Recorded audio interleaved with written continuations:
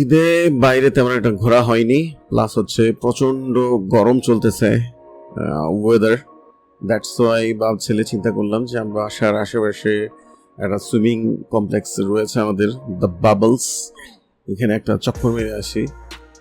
বাবলসের যে infinity swimming pool, এটা নাকি ঢাকার সবচেয়ে বড়, প্লাস হচ্ছে যেহেতু ইনফিনিটি সুইমিং পুল সন্ধ্যার পরে ভালোই লাগবে।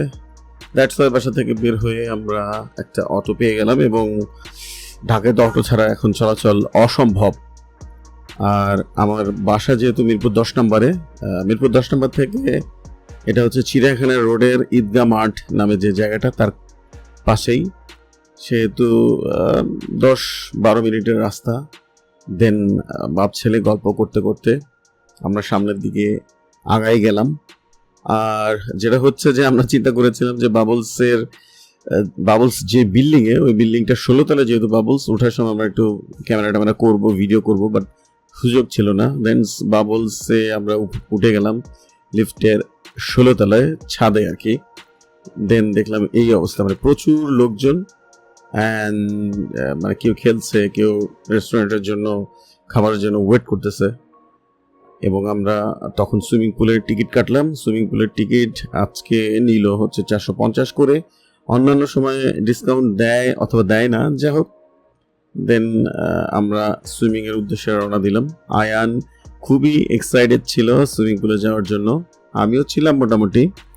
কারণ সুইমিং পুলটা হচ্ছে একটা স্পেশাল বৈশিষ্ট্য হচ্ছে, এটা 16 তলা বিল্ডিংয়ের উপরে ইনফিনিটি সুইমিং পুল।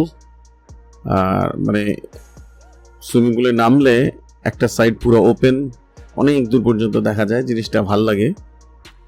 প্লাস হচ্ছে আমরা সন্ধ্যার পরে আসছি, চিন্তা করেছিলাম যে পানি ঠান্ডা থাকবে আর গরম, যেহেতু গোসল করে মজা পাবো। বাট দুঃখজনক ব্যাপার হচ্ছে আমরা নেমে পুরো বিষয়টায় আমরা হতাশ হয়েছি, কারণ পানি প্রচণ্ড গরম। প্লাস আমরা নামার পর আর অনেক গেস্ট এখানে নেমেছে, আমরাই একা ছিলাম না। আমরা যখন গিয়েছি তখন একটু কম ছিল, তারপর প্রচুর গেস্ট, দলে দলে লোকজন নেমেছে। সবারই নামার ইচ্ছা হয়েছে, এই টাইপের অবস্থা। যাক, ফাইনালি আমরা প্রায় 2 ঘন্টার মতো, 1 ঘন্টার জন্য একটা সুযোগ দেয়, বাট কেন জানি আমাদের নাম টাম ডাকে নাই। দ্যাটস ওয়াই আমরা হচ্ছে 2 ঘন্টার একটা সুযোগ পেয়েছি।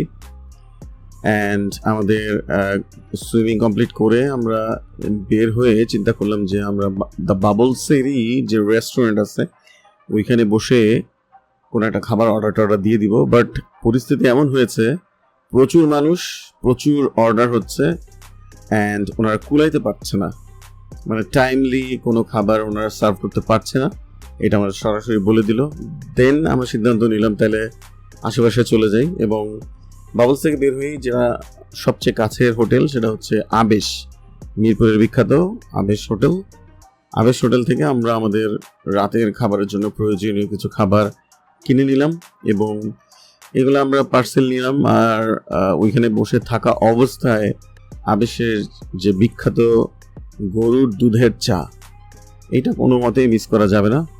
তখন দেখা গেছে রাতে ডিনার আগেই এখানে একটা চায়ের অর্ডার দিলাম, আমরা মিলেমিশে বাপ ছেলে চা খেয়ে ফেললাম ওই অর্ডার কমপ্লিট করার সাথে সাথে। দেন আমরা আমাদের বাসার উদ্দেশ্যে রওনা দিলাম। বাবলস নিয়ে যেটা বলবো সেটা হচ্ছে যে আসলে যখন রাশ মোমেন্ট, তখন বাবলসে ঘুরতে না যাওয়াই বেটার, কারণ অনেক মানুষ যায়, অনেক ভিড়, বসার জায়গা থাকে না, খুব ডিসগাস্টিং লাগে। সেক্ষেত্রে আমার মনে হয় ওই উইকেন্ড বা বড় বন্ধ বাদ দিয়ে যে কোনো নর্মাল ডেতে গেলে আরাম পাবেন। Thank you so much.